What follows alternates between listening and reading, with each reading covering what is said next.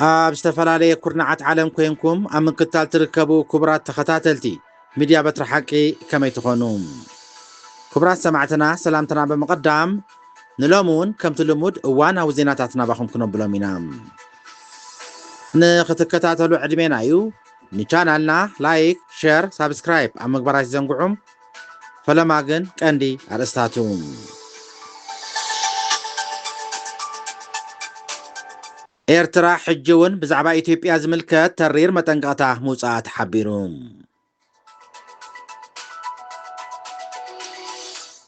ኣብ ውሽጢ ኢትዮጵያ ብሰራዊት ሱዳን መጥቃዕቲ ድሮን ከም ዝተፈጸመ ተገሊጹ ኣብ መንጎ ኤርትራን ሕቡራት ሃገራትን ገምጋም ከም ዝተኻየደ ተሓቢሩ አብይ አሕመድ ኢትዮጵያ ንቀይሕ ባሕሪ ዝሰኣነትሉ መንገዲ ኣመልኪቱ መደረ ኣስሚዑ መንግስቲ ፌደራል ኢትዮጵያ ኣብ ትግራይ ስጉምቲ ክውሰድ ጠልብ ሰላማዊ ሰልፊ ክካየድ ምዃኑ ገሊጹ መራሒ ሱዳን ሌተናል ጀነራል ዓብዱልፈታሕ አልቡርሃን ኤርትራ ኣትዩ እዚ ሚድያ በትርሐቀ እዩ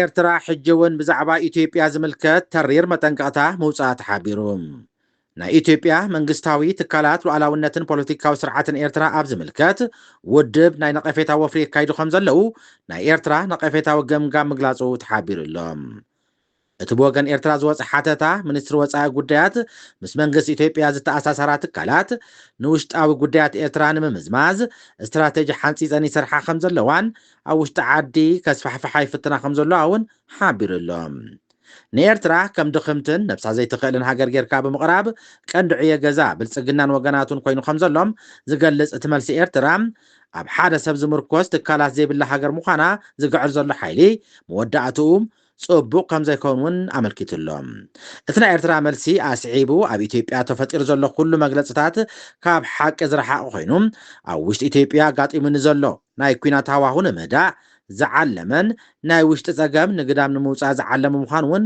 ይጠቅስ እቲ ናይ ኤርትራ መግለፂ ወሲኹ ናይ ኢትዮጵያ ወገናት ካብ ሕጊ ኣልቦነት ዝመንጨወ መግለጽታት ይህቡ ከም ዘለውን ናይ ኤርትራ ሉዓላውነት ኣብ ሕቶ ምልክት ብምእታው ብቐንዱ ናይ ኣህጉራዊ ሕጊ ጥሕሰት ምዃኑ እውን ይገልጽ ሉዓላውነት ኤርትራ ኣብ ሕቶ ዘእቱ ክስታት ብቐጻሊ ዘቕርብ ናይ ኢትዮጵያ ናይ ብልጽግና ወገን ውዕላት መግዛእትን ስምምዕ አልጀርስን ከምኡውን ኮሚሽን ዶብ ኢትዮጵያን ኤርትራን ዝሃቦ ናይ መወዳእታ ውሳኔን ዶብ ኣብ ግምት ከእቱን ታሪክ ገንዘብን ከም ዝግባእውን ብተወሳኺ እቲ መግለፂ ሓቲቱሎም ቃልሲ ህዝቢ ኤርትራ ብኩሉ ሸነኻቱ ቃልሲ ንሃገራዊ ሓርነት ደኣ እምበር ከምቲ ናይ ኢትዮጵያ ወገናት ዝብልዎ ዘለው ናይ ምፍልላይ ስጉምቲ ከም ዘይኮነ ዝሕብር መግለፂ ሚኒስትሪ ወፃኢ ጉዳያት ኤርትራ ናይ ብልጽግና ወገናት ከም ዝተወደበ ስራሕ ሒዞሞ ከም ዘለውን ይገልጽ መራሕቲ ኢትዮጵያ ኣብ ጉዳይ ቀይሕ ባሕሪ ዘይፈላለ መትከል ከም ዘለዎምን ናይ ብልጽግና ሓይሊ እውን ኣዕናውን ሓደገኛን መትከል ኣብ ደገ ባሕሪ ሒዙ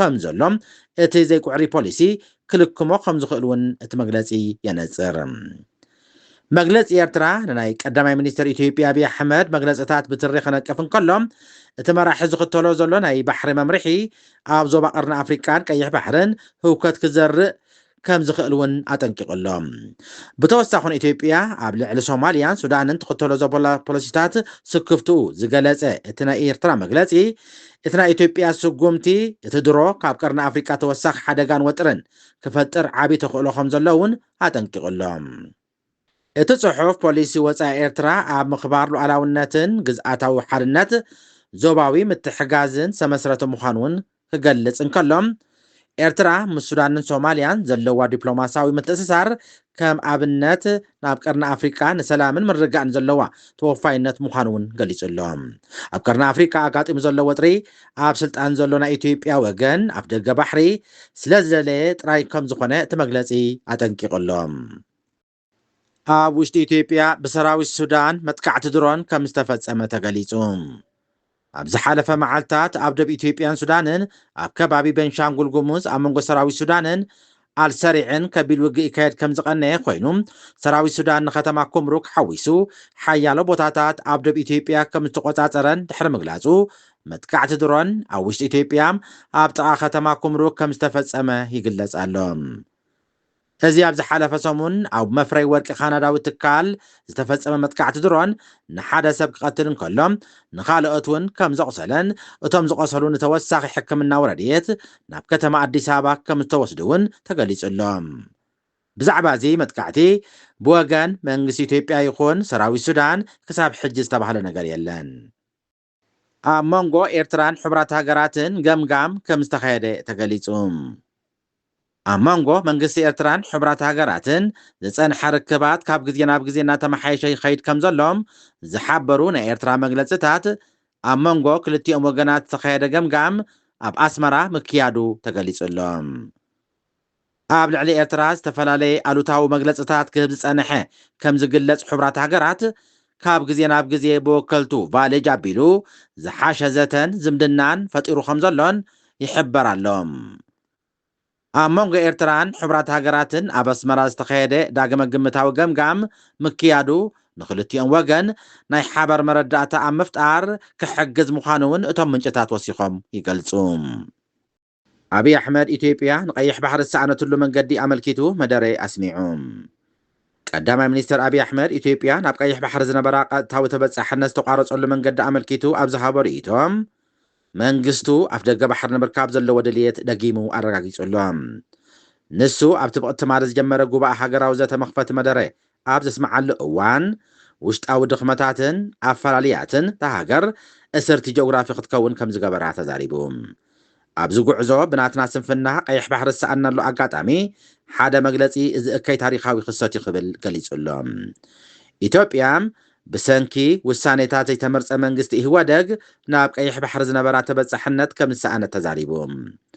ኤርትራ ብውድብ ሕቡራት ሃገራት ኣብ ዝተደገፈ ህዝባዊ ውሳነ ረፈረንደም ዓብላሊ ድምፂ ድሌት ናጽነት ስዒቡ ጉንበት 1993 በውግዕ ናጽነታ ኣውጃ እያ።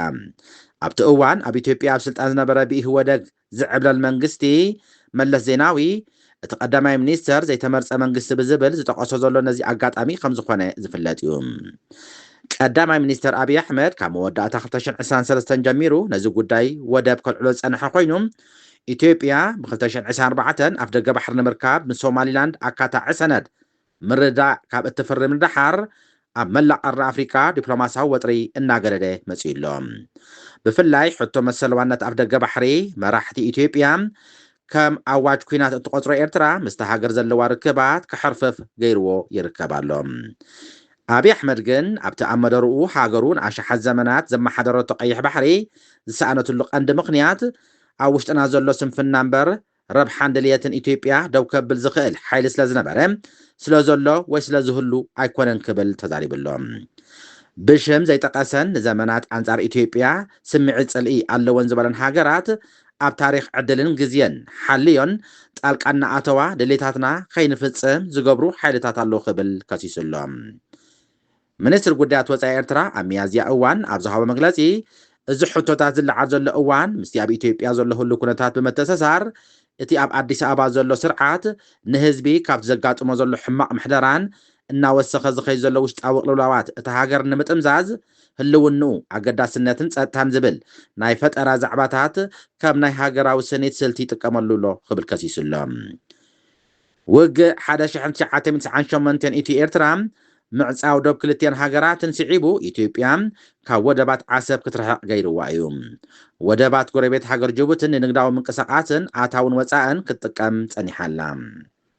ብዙሓት ተዓዘብቲ አብይ ኣሕመድ ኣብ ዝተፈላለዩ እዋናትን መድረኻትን ንዝህቦ መግለጽታት ምርኩስ ብምግባር ዋነት ኣፍ ደገ ባሕሪ መሊሱ ንምርካብ ሓይሊ ክጥቀም ይኽእል እዩ ዝብል ስጋት ኣለዎም። ንሱ ግን ኢትዮጵያ ንዝኾነት ሃገር ወሪራ ኣይትፈልጥን ኣብ መጻኢ እውን ኣይትወርን እያ ብምባል እቲ ዕላምኡ ብሰላም መንገዲ ክዕውት ከም ዝደሊ እዩ ዝዛረብ። ኢትዮጵያ ኣብ ዓለም ዝለዓለ ብዝሒ ህዝቢ ዘለዎን ገለ ኣፍ ደገ ባሕሪ ዘይብለን ሃገራት ኮይና ቀዳማይ ሚኒስትር ኢትዮጵያ አብይ ኣሕመድ ዋነት ኣፍ ደገ ባሕሪ ንሃገሩ ናይ ህልውና ጉዳይ ምዃኑ እዩ ዝገልጽ። ካብ ኤርትራ ኣንጻር መግለጽታት ኢትዮጵያ ተደጋጋሚ ወቀሳን ምላሽን ዝወሃብ ኮይኑ ብመንገዲ ሚኒስትር ዜና ኣብ ዝወሃብ መግለፂታት ኣብ ዝቐረባ እዋናት ብዛዕባ ማያት መሳኮቲ ባሕርን ዝበሃሉ እልቢ የብሉን ብምባል ክነፅጎም ጸኒሕሎም። ኤርትራ ነቶም ካብ ኣብዪ ኣሕመድን ካልኦት ላዕለዎት ሰበስልጣን ብዛዕባ ቀይሕ ባሕሪ ዝወሃቡ መግለፂታት ኣንጻር ሉዓላውነትን ከም እትቆፅሮም ክትገልጽ ጸኒሓላ። ነዚ ስዒቡ ርክባት ክልቲአን ሃገራት ናብ ዓሚቕ ወጥሪ ኣምሪሑ ይርከብ ኣሎ። ኣብ ዓለም 44 ሃገራት ኣፍ ደገ ባሕሪ ከም ዘይብለንን ከምኡውን ኣብ ኣፍሪካ ከዓ 16 ሃገራት ኣፍ ደገ ባሕሪ ከም ዘይብለን ዝፍለጥ እዩ። መንግስቲ ፌደራል ኢትዮጵያ ኣብ ትግራይ ስጉምቲ ክውሰድ ዝጠልብ ሰላማዊ ሰልፊ ክካየድ ምዃኑ ገሊጹ። እቲ ብቐዳም ኣብ ርእሰ ከተማ ኣዲስ ኣበባ ክግበር ተወጢኑ ዘሎ ሰላማዊ ሰልፊ ጀነራል ጻድቃንን ብዝርከብዎም ፖለቲከኛታት ትግራይ ዝተመስረተ ቤት ምኽሪ ዝወደበ እዩ። ኣብ ትግራይ ይፍጸማሎ ዝበሃል ወተሃደራዊ ኣስገዳድን ግፋን መናእሰያት ዝቃወም ከምኡውን መንግስቲ ፌደራል ኣብ ጉዳይ ትኽልል ግቡእ ንኽዋፃእ ዝሓትት ምዃኑ ገለ ካብቶም ወደብቲ ገሊፆም ኣለዉ። ኣብ ትግራይ ስልጣን ሒዙ ዘሎ ውድብ ሕወሓት ብወገኑ እቲ ሰላማዊ ሰልፊ ኣንጻር ብሄራዊ ረብሓን ፍትሓዊ ቃልሲ ህዝቢ ትግራይን ዘቐንዐ እዩ ብምባል ተቃዊምዎ ኣሎ።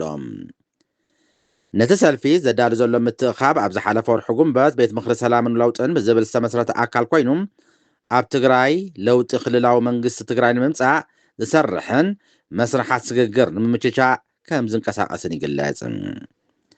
እቲ ቤት ምኽሪ ኣብ ውሽጡ ኣባላት ሰልፊ ሕወሓት ዝነበሩን ካልኦት ፖለቲካዊ ሓይልታት ትግራይን ዝሓቆፈ እዩ። ኣብቲ ቤት ምኽሪ ዝርከቡ ዝተፈላለዩ ኮሚቴታት ብጀነራል ጻድቃን ገብረትንሳኤ ከም ዝምርሑ ዝግለጽ ኮይኑ ፕረዚደንት ግዜያዊ ምምሕዳር ትግራይ ነበርን ኣማኻሪ ቀዳማይ ሚኒስትር ኣብይ ኣብ ጉዳይ ምብራቕ ኣፍሪካን ኣቶ ጌታቸው ረዳም ኣባላት ቤት ምኽሪ ከም ዝኾነ ተፈሊጡሎም። ፓርቲ ወለዶ ትግራይ ዓረና ዲሞክራሲን ሉዓላውነትን ከምኡውን ፓርቲ ሰብዓ እንደርታን ኣካል ናይቲ ውዳበ ምዃኖም ተፈሊጡሎም። ሕወሓት ሎሚ ኣብ ዝሃቦ ምላሽ እተለኣኽትን ደገፍቲ መንግስቲ ፌደራል ኢትዮጵያን ብዝበሎም ተጋሩ ዘካይድዎ ዘሎ ሰልፊ ኣንጻር ረብሓን ፍትሓውን ቃልሲ ህዝቢ ትግራይ ተሓቂኑ ዘሎ ሰልፊ ብትርጉሙ ናብ ትግራይ በጀት መድሃኒትን ነዳድን ከይለኣኺሉ ሰሪሑ ዝዓቆሮ ገንዘብ ህዝቢ ትግራይ ከይጥቀም ዝገብር ምዃኑ ነቒፉሎም። ኮሚሽን ሰብኣዊ መሰላት ኢትዮጵያ ከምኡውን ዓለም ለኻዊ ተሓለቕቲ ሰብኣዊ መሰላትን ሁማን ራይትስ ዎችን ኣብ ዘውፅኦ መግለፂታት ኣብቲ ክልል ዝካየድ ዘሎ ግድድ ወተሃደራዊ ምልመላን ግፋን ደው ክብል ተማሕፂኖም ምንባሮም ይዝከር። ኣቦ ወንበር ፓርቲ ሰብዓ እንደርታ ኣተሓባበሪ ሚድያ ትርክብን ህዝብን ኣቶ ከበደ ኣሰፋ ኣብ ዝሃቦ ቃል እቲ ቀዳም ዝካየድ ሰላማዊ ሰልፊ ክልተ ዕላማታት ከም ዘለዎ ተዛሪብሎም። ብቐዳምነት እቲ ኣብ ክልል ኣብ ቀረባ ሰሙናት ኣትሒዙ ይፍጸማሎ ዝበሃል ግዱድ ወተሃደራዊ ግፋም ምቁዋም ምዃኑ እዩ ዝጥቀስ። ከም ዝገለጾ ኣብ ትግራይ ዝርከብ ሓይሊ ንተጋሩ መዓልታዊ ይገፍፍን ንሞትን ስደትን ክቃልዑ ይገብር ኣሎ ክብል ዝኸሰሰ ኮይኑ ህዝቢ ትግራይ ንምዕፋን ዝወፅእ ኣዋጅ እውን ኣሎ ክብል ተዛሪብሎም። መራሒ ሱዳን ጀነራል አልቡርሃን ኤርትራ ኣትዩ። መራሒ ወተሃደራዊ መንግስቲ ሱዳን ሌተናር ጀነራል ዓብዱልፈታሕ አልቡርሃን ኣብ ኤርትራ ምብፃሕ የካይድ ኣሎ። ሎሚ ናብ ርእሰ ከተማ ኣስመራ ዝኣተወም ጀነራል አልቡርሃን ምስቲ ኣብ መዕርፎ ነፈርቲ ዝተቐበሎ ፕረዚደንት ኢሳያስ ኣፈወርቂ ብምርኻብ ሰፊሕ ልዝብ ከካይድ እዩ። ሚኒስትር ዜና ኤርትራ የማነ ገብረ መስቀል ኣብ ዝሃቦ ሓበሬታ ክልቲኦም መራሕቲ ብዛዕባ ምዕባለታት ሱዳን ከምኡውን ንክልቲኦም ወገናት ዘገድሱ ዘባውን ዓለም ለኻውን ጉዳያት ክዘራረቡ እዮም። ብወገን ሱዳን ዝወፀ መግለፂ ከም ዘነፀሮም ዑደት ናይቲ ኣቦ ወንበር ሉዓላዊ መሰጋገሪ ቤት ምኽሪ ሱዳን ዝኾነ አልቡርሃን ኣብ ዝተፈላለዩ ዓውድታት ኣብ መንጎ ኣስመራን ካርቱምን ዝህሉ ሓበራዊ ምትሕግጋዝ ዘደፍዕ ምዃኑ የመልክት። ክልቲኦም መራሕቲ ብዛዕባ ገስጋስ ናይቲ ኣብ መንጎ ክልቲአን ዘሎ ሃገራት ክልተኣዊ ዝምድና ተደራሪቦም ክብል ኣገልግሎት ዜና ሱዳን ሓቢሩሎም። ክቡራት ሰማዕትና ዕለታዊ ዜና ዝመስል ነይሩ። ስለምክታልኩም ኣዝና ነመስግን። ላይክ፣ ሸር፣ ሳብስክራይብ ኣብ ምግባር ኣይትዘንግዑም። ድሓን ሕደሩም ልዋም ለይቲ